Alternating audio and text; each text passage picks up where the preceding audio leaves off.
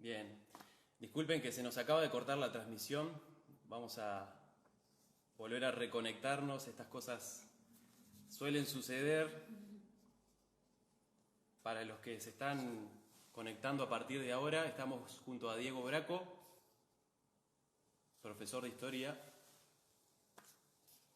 A ver si lo podemos conectar nuevamente a Diego.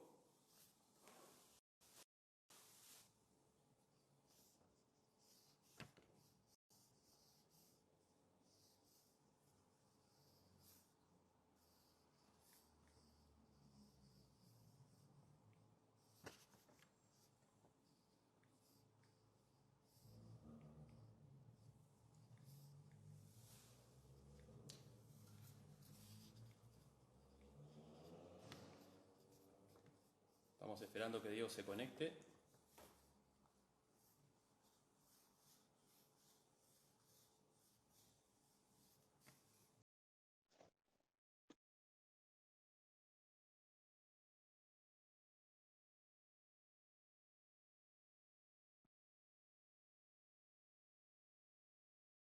Mientras tanto, les queremos comentar que el próximo sábado 30 de mayo vamos a tener una jornada de actualización docente que va a estar dirigida a profesores de historia, maestros, educadores y otros interesados. Se pueden inscribir en nuestra página web www.museohistórico.gov.uy.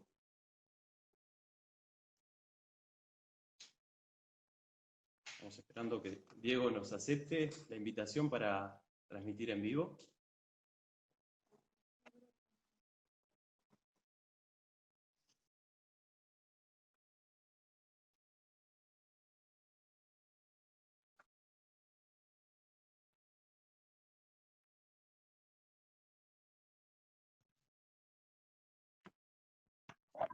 Ahora sí, Diego.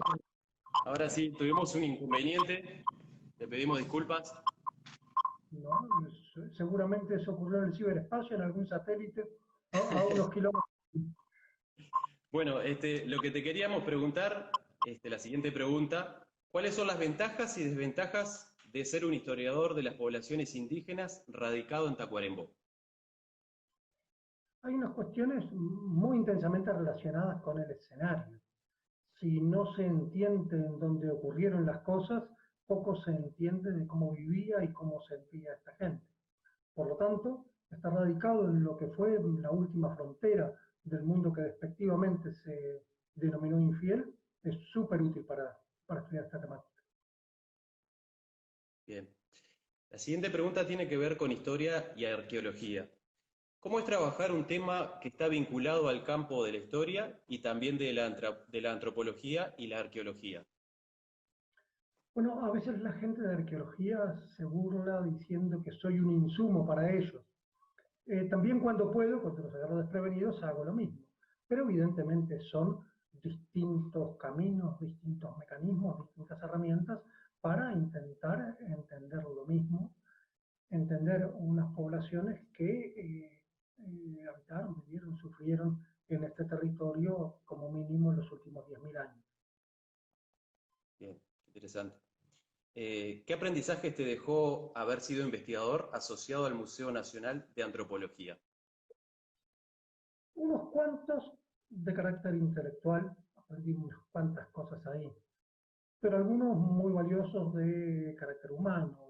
Estuve estrechamente vinculado a ese museo en tiempos en que Arturo Toscano fue director, después en tiempos en que Leticia Canela fue directora, y luego ambos los investigadores que ahí había y cosas fundamentales en las circunstancias en que el presupuesto era absolutamente insuficiente, unos funcionarios de primera que conseguían que aquello funcionara. Así que magnífica experiencia. Bien. Teniendo en cuenta tu incursión en el relato de ficción histórico, ¿qué vínculos y diferencias encuentras entre una y otra área? Bueno, depende para que conteste esto el día en que me encuentren y el tipo de interlocutor que tenga delante. A veces cuando quiero hacer alterar a mis amigos más, más de la ciencia dura histórica. Bromeo con que al final historia es una rama y de las peores de narrativa. Pero más allá de esas provocaciones, las fronteras entre literatura e historia son una cosa digna de ser explorada desde el principio, ya de cierto modo en la antigua Grecia, y me parece una temática magnífica para un día armar un día cuando se vayan estas restricciones, armar una discusión en torno a eso en el propio museo histórico, como escenario propicio para ello. Perfecto. Le decimos a la gente que se acaba de conectar que pueden ir escribiendo sus comentarios, haciendo sus preguntas, que las vamos a proponer también para hacérselas a Diego. Diego, ¿cuáles son las fuentes para trabajar temas como el rapto o cautiverio en los grupos indígenas y qué límites o dificultades tienen esas fuentes? Bien, yo tiendo a no extenderme mucho en las respuestas, pero esto de alguna manera amerita a irse un poco por las ramas. Voy a ir a varios aspectos de la cuestión. Lo primero, la naturaleza de la fuente. El que escribe, escribe normalmente para algo. Esto es, por ejemplo, una polémica típica con la gente de arqueología. Cuando nosotros encontramos un expediente, el expediente está para algo, para destacar los propios méritos, para acusar a otro, eh, para defenderse, contiene verdades, medias verdades, mentiras, y así sucesivamente.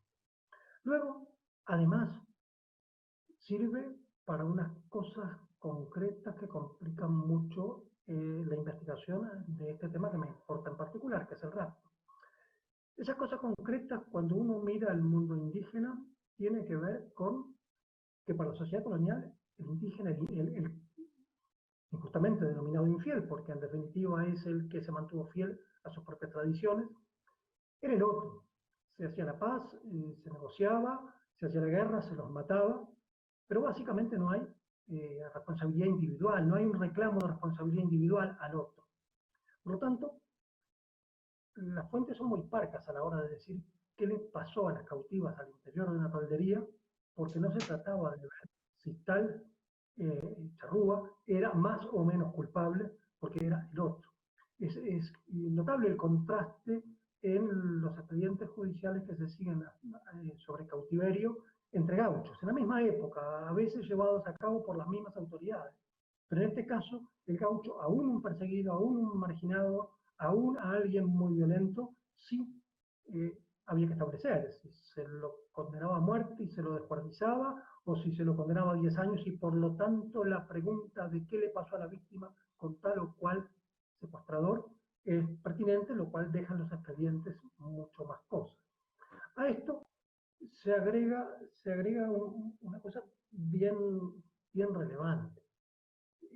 Por cada mujer de origen europeo que terminó en las falderías y que vivió un horror dentro de las falderías, hubo miles de mujeres indígenas que vivieron ese mismo horror en la sociedad colonial. Lo que pasa es que la sociedad colonial puso otros nombres a esta cuestión, pero el horror es el mismo, a poco que uno se acerque a esas circunstancias.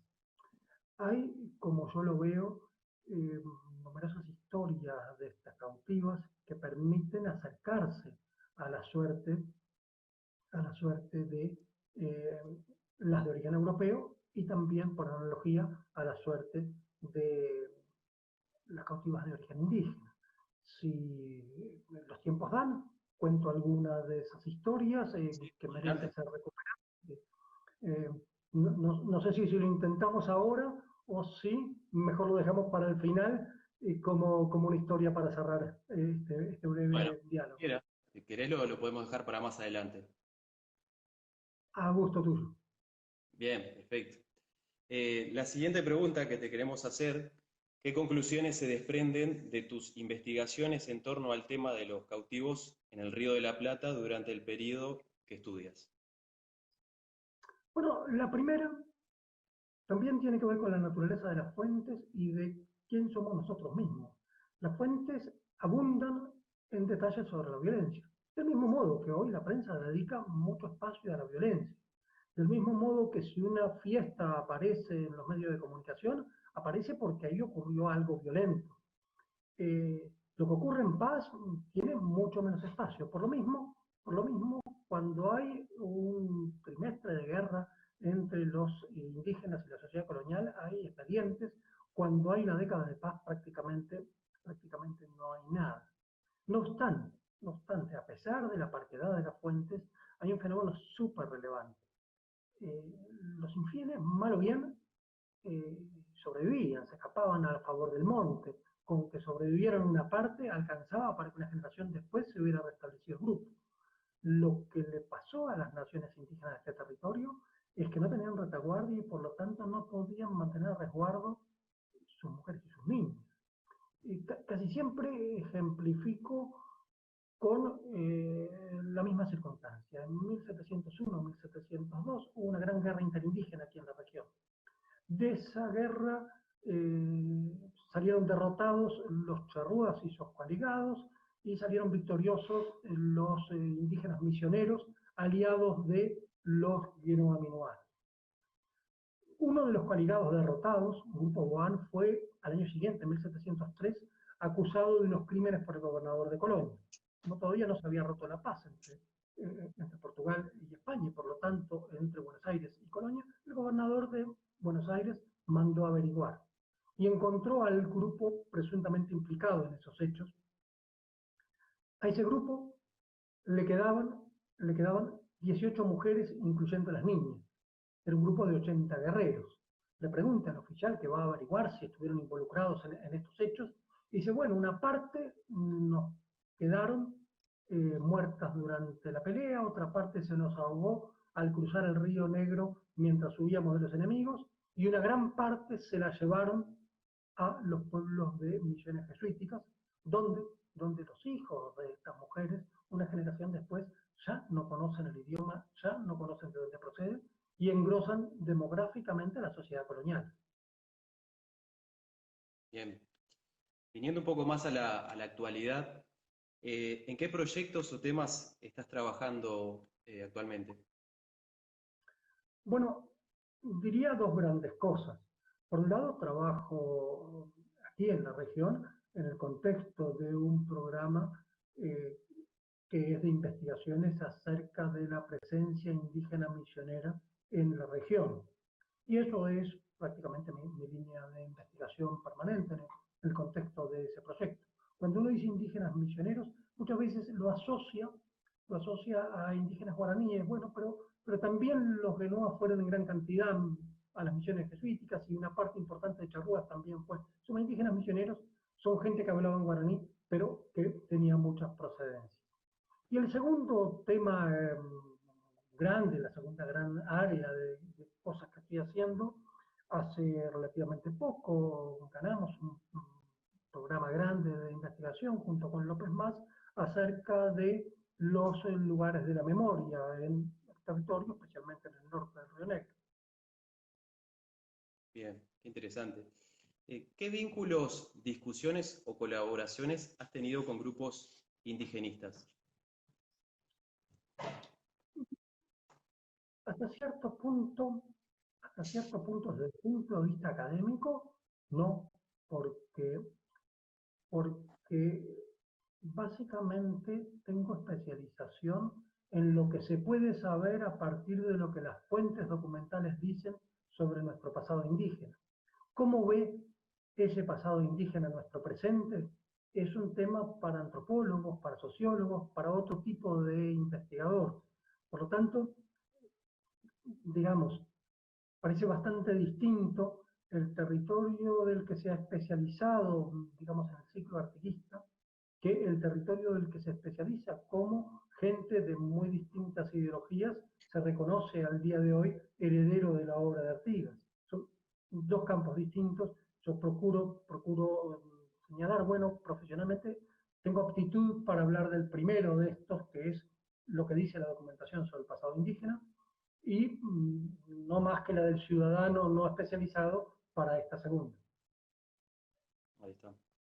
Diego, contanos cuál es tu experiencia como investigador y visitante del Museo Histórico Nacional.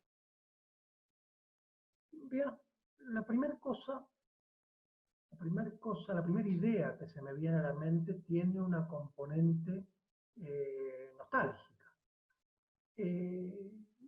Cuando yo empecé el IPA, época de la dictadura, las cosas funcionaban, bueno, tenían una lógica particular. Y por circunstancias que no me acuerdo cómo, Luis Rodolfo González Risotto, que acaba de morir en el contexto de esta pandemia, estaba terminando el IPA y me acercó a ese mundo, que entonces era para mí un sueño, una maravilla, ¿no? Me acercó a Pibel, en fin. Por lo tanto, mi noción hoy es, bueno, Rodolfo González, su mujer, Susana Rodríguez, entonces estaban terminando el IPA, Pibel Devoto, que influyó mucho en mí. Dos grandes influencias, creo que hubo en mí en esa época temprana, que fueron la de Pibel Devoto y la de otro gran investigador, también docente del IPA, que se llamaba Rogelio Brito. También en esa ocasión un poco nostálgica, porque bueno, el tiempo pasa como transcurre. Mi recuerdo va hacia la encantadora María Julia Ardao, que también sucedió por consejo, por pedido de Pibel, que había sido sacado del lugar por la dictadura en el Museo Histórico. Después de muchos años fuera de Uruguay, mi vínculo con el museo fue bien menor y de alguna manera ahora me reencuentro con ustedes y me entusiasma ver que con otras herramientas, otras tecnologías han tomado un relevo de una historia preciosa. Así que me entusiasma y adelante, me alegra. Me imagino que estos viejos estarían felices de verlos. Nos alegra, nos alegra. ¿Qué aspectos consideras que deberían incluirse en el relato del Museo Histórico Nacional en torno a las poblaciones indígenas del territorio en el periodo histórico? Bueno, vamos a hacer lo siguiente con esto. Número uno, decir que al igual que la discusión de las fronteras entre historia y literatura, es una cosa que amerita cuando estas restricciones pasen, juntarse y discutirlo con toda la gente interesada. La segunda cuestión, voy a utilizar un pequeño relato sobre cautivas para contar una historia que me interesa y que yo digo, bueno, esto es quizá el relato de un mundo al que nosotros de cierta manera vemos por su parte exótica y olvidamos de su parte humana. Una cautiva que a mí me interesó en particular se llamó Francisca Elena Correa. A diferencia del común de las cautivas, ella misma no cayó prisionera, pero en un ataque por sorpresa en la costa del Arroyo Malo, afluente del Río Negro, una hija de ella, de 7 años, fue herida de un flechazo. Ella estaba en una posición defendible, pero salió para no dejar que se llevaran solo a su hija. Francisca Elena fue llevada a una toldería, estuvo junto con otra cautiva, cuyas circunstancias fueron horrorosas. Estuvo desde abril del año 1800 hasta noviembre de 1800. Pasaron innumerables cosas. En el final de este periodo de cautiverio, otra gente, que Francisca Elena no supo quiénes eran porque ella estaba en el contexto del ataque, atacaron a la toldería charrúa. Ellos fueron, se les dio orden de que se escondieran en el monte, a lo que genéricamente se llamaba la chusma, mujeres y niños. Una chiquita charrúa se cayó. Ella bajó a ayudarla en el contexto de la huida hacia adentro del monte y advirtió que tenía la oportunidad, que nunca más iba a tener, de escaparse. Aquí suelo preguntar para de alguna manera interpelarnos a nosotros mismos. Dice Francisca Elena, en una documentación que está en nuestro archivo general de la Nación, dice Durante 4 días me buscaron sin pausa y hay que imaginar estar con la propia niña y con la chiquita durante 4 días en verano en un monte en absoluto silencio. Y al cabo de 4 días y sus noches que me buscaron revolviendo el monte de arriba abajo, el monte se cayó y entonces emprendió una caminata que 17 días después la llevó a una avanzada de la sociedad colonial. Casi siempre pregunto, casi siempre pregunto, me imagino, la mujer, su chiquita de 7 años, y casi siempre pregunto, bueno, ¿por qué esa búsqueda desenfrenada? Le pregunto a la gente con la que converso esto, ¿vieron quién estaba buscando a Francisca Elena Correa? Esa pregunta, eh, hago la pausa deliberadamente para que quienes están escuchando se la hagan a sí mismos, que recreen ellos mismos la escena. Casi siempre, cuando pregunto esto, la gente se imagina un conjunto de guerreros furiosos porque se les escapó la presa. Y yo digo, bueno, señores, pero mucho antes que eso, los seres queridos de la chiquita charrúa de 4 años que se había perdido, mucho antes. Sin embargo, nuestra visión está contaminada por indígenas con las armas en la mano que no saben hacer otra cosa que matar o morir a lanzazo. La historia, la historia que además probablemente pueda tener algún final que me interesa en la documentación, está dentro de esas cosas que cualquiera que trabaja en archivos dice, un día me va a sonreír la suerte y voy a encontrar. La historia continúa, hay que imaginarse, el diálogo de madre e hija sobre qué hacer con una chiquita de 4 años en medio de la nada. Esto ocurrió en el oeste del departamento de Salto actual, eso era en medio de la nada. De hecho, sabemos lo que ocurrió porque 17 días después, Francisca Elena Correa y su hija llegaron a un puesto avanzado que tenía un capitán que pretendía llevar una expedición contra los indios en ese momento. Luego, cabe imaginar, porque es inimaginable ponerle los puntos de vista actuales a Francisca Elena Correa, que no sabía leer ni escribir, que quizá después de esa hazaña de salvar a la chiquita charrúa y no abandonarla a su suerte, lo primero que habrá hecho es bautizarla. Por lo tanto, es posible que la historia de esa niña pueda seguirse. Adicionalmente, el 1 de mayo de 1801, la gente de esta chiquita fue atacada por sorpresa y un montón de mujeres de esa toldería cayeron prisioneras.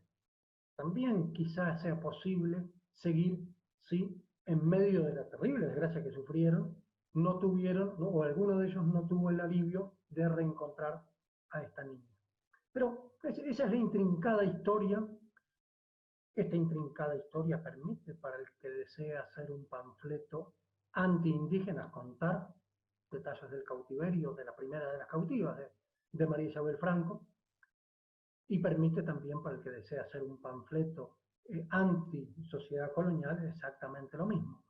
Ahora, intentar recuperar a esta gente actuando con estos criterios es sumamente interesante. La documentación es muy complicada porque quien interroga a Francisca Elena no le importaba nada de todo lo que nosotros quisiéramos saber. Le importaban detalles militares para atacar a estos indios. Pero al pasar, en un momento, el oficial que la interroga le dice, pero ¿y cómo podés saber esto? Y contesta Francisca Elena, lo sé por tal cosa, pero si no además, las chinas me lo hubieran contado porque a mí me trataban bien. Entonces, todo ese tipo de luces está en la documentación y todavía puede encontrarse. Interesante todo lo que contás.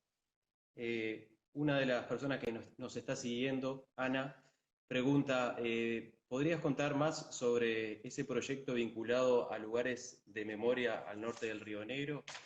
Y dice además, ¿qué puntos tienen marcados a la fecha y en qué etapa del proyecto están con López Mas? Bien, el proyecto acaba de iniciar, se va a extender en los 3 próximos años. Por lo tanto, está ahora en el doble asunto de sistematizar los sitios que van a ser relevados y de empezar con las recorridas de campo. Ese es el estado actual. Quiero decir, este proyecto fue aprobado hace poco y está en sus compases iniciales. Esperamos grandes cosas de él. Bien, perfecto. Nos están quedando unos minutos antes de que se nos corte la transmisión. Queremos comentarle a la gente que nos está siguiendo que el próximo viernes 29, también a las 19 horas, vamos a tener la última charla en vivo a través de nuestra cuenta de Instagram con Florencia Tull y vamos a charlar acerca de los trabajadores y las relaciones de trabajo en Montevideo durante el siglo XIX. También recordarles que el próximo sábado 30 de mayo vamos a tener una jornada de actualización docente que va a estar dirigida a profesores, maestras, educadores y otros interesados en la enseñanza de esta disciplina.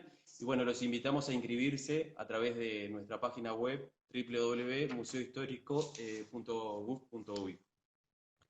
Nos llega otra pregunta acá, Diego, para ir finalizando. ¿En qué periodo histórico se dio la presencia guaraní en relación a la religión y hasta dónde llegó a expandirse en el territorio?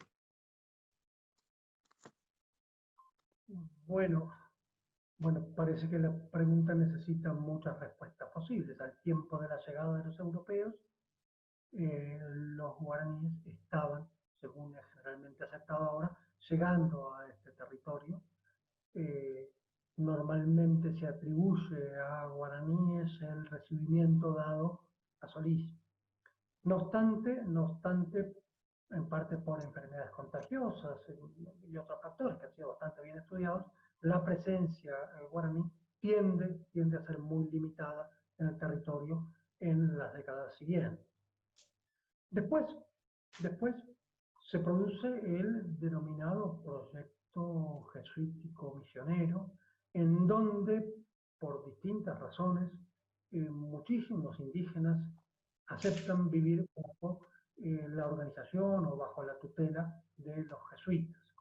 Eso supuso una entidad demográfica enorme, 30 pueblos que para los parámetros de la época tenían una gran densidad de población, situadas al norte del actual territorio.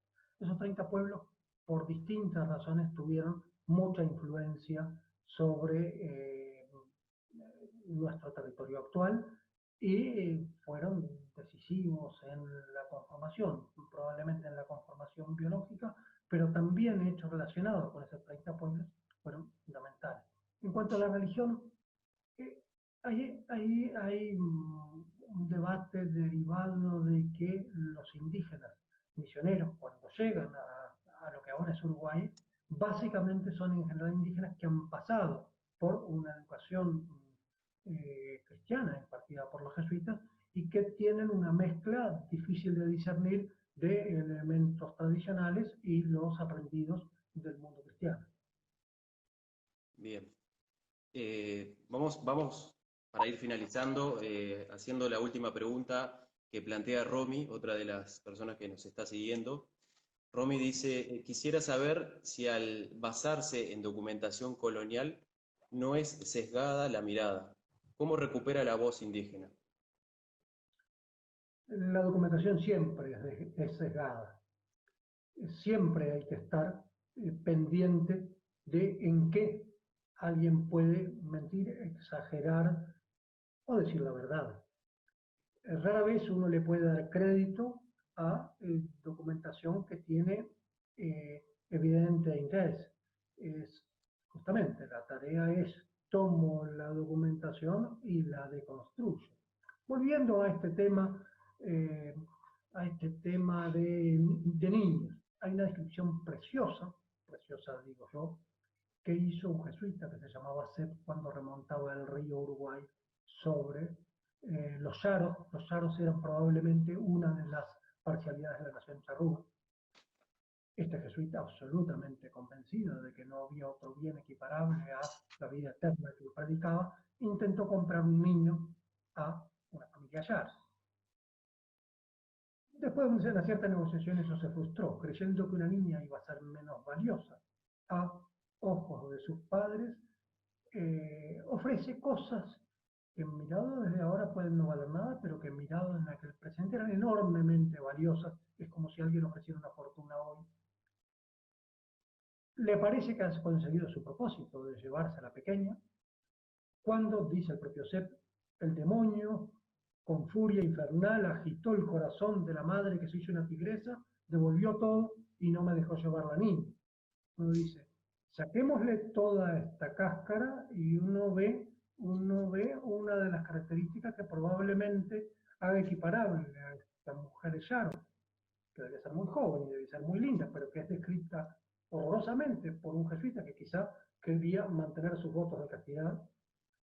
Y la otra, la de origen europeo, la Francisca Elena Correa, que corre un mundo de riesgos por no abandonar a su suerte a la chiquita de 4 años.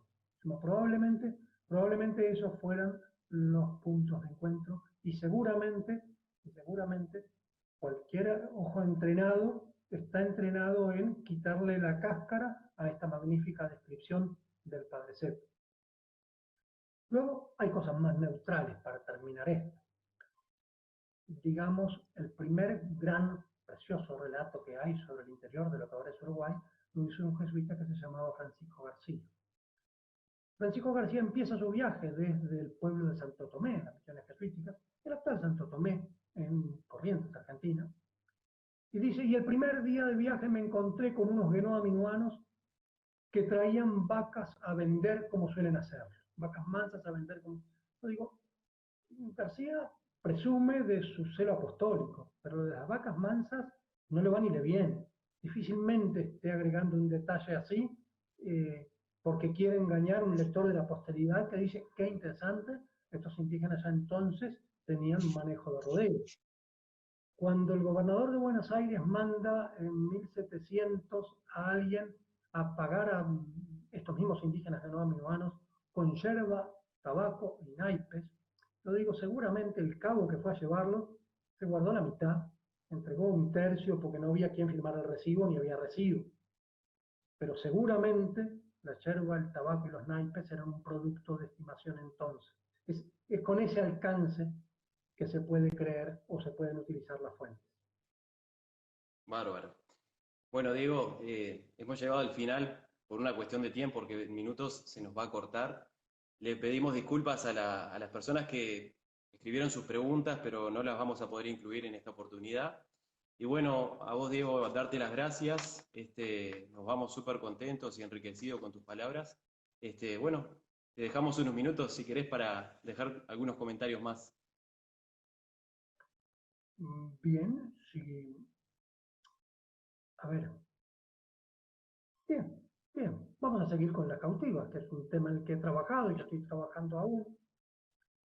La primera de las cautivas en la toldería era mucho más joven, tendría 18 años en el momento de ser capturada. Su relato, que es bien conocido, que fue publicado ya en los años 50 y después vuelto a publicar por Acosta y Lara, es terrible. Llega un grupo de indígenas, lo normal ante un ataque de esta naturaleza es que se escondieran en el monte, con lo cual atacaban tan por sorpresa que no había tiempo de nada. El esposo de esta joven intenta subirla a un caballo para que se escape, pero no llega a tiempo, toma un cuchillo para defenderse y, eh, luego le dicen los atacantes que son 50 contra 1, que no vale la pena la resistencia. Este hombre deja el cuchillo y el diálogo siguiente es la mejor forma de matarlo para no agujerear ni ensangrentar la ropa. A María Isabel, antes de llevarse a la cautiva, la llevan a ver el cadáver de su marido clavado con una lanza en el corral de caballo. Luego, Este relato, este terrible relato, tiene también que permitir saber luego las decenas de mujeres que sufrieron esta misma suerte en la toldería en que María Isabel estuvo cautiva. Y a eso voy a ir ahora. Es decir, hasta el problema que tiene un autor, cuando he publicado algún libro sobre estos temas, termino porque el editor me dice necesito algo sobre esta temática, utilizando las grandes pinturas que hay de la Valle Argentina, Blanes aquí, sobre cautivas de origen europeo. Bueno, cada vez que ocurre un horror de esto con la cautiva de origen europeo, esto ocurre por 20 o por 100 con cautivas de origen indígena.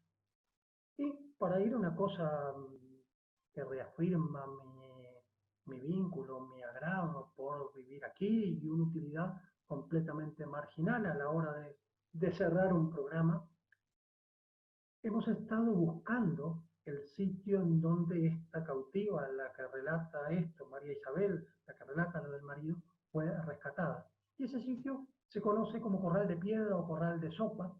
Y tengo aquí un grupo,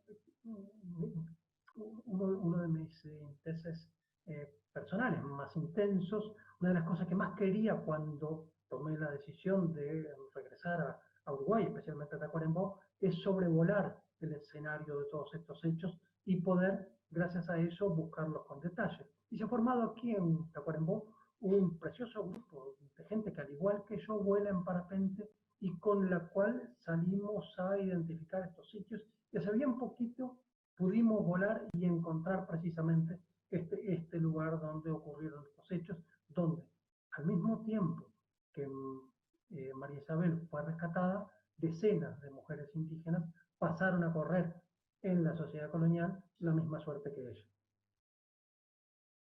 Bárbaro, muy bien. Bueno, para cerrar, Diego, contanos dónde se puede seguir leyendo para informarnos más sobre estas temáticas. Bueno, lo primero, cosa con la que suelo disculparme, uno a veces recomienda sus libros porque los conoce, porque les ha escrito uno, hasta porque les tiene algún cariño. Es obvio que no son ni lo mejor ni lo principal.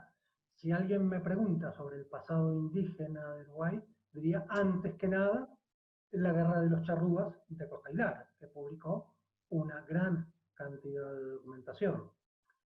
Específicamente sobre el tema cautivas y sobre este escenario, hay que yo conozca dos o tres cosas. Hay un lindo libro reciente de el director del Museo Histórico Nacional y de Adriana Dávila, que se titula, la memoria me falla, pero Cautivos y Renegados en la Frontera, o cosas así. Es un lindo libro para acercarse al escenario de estos hechos.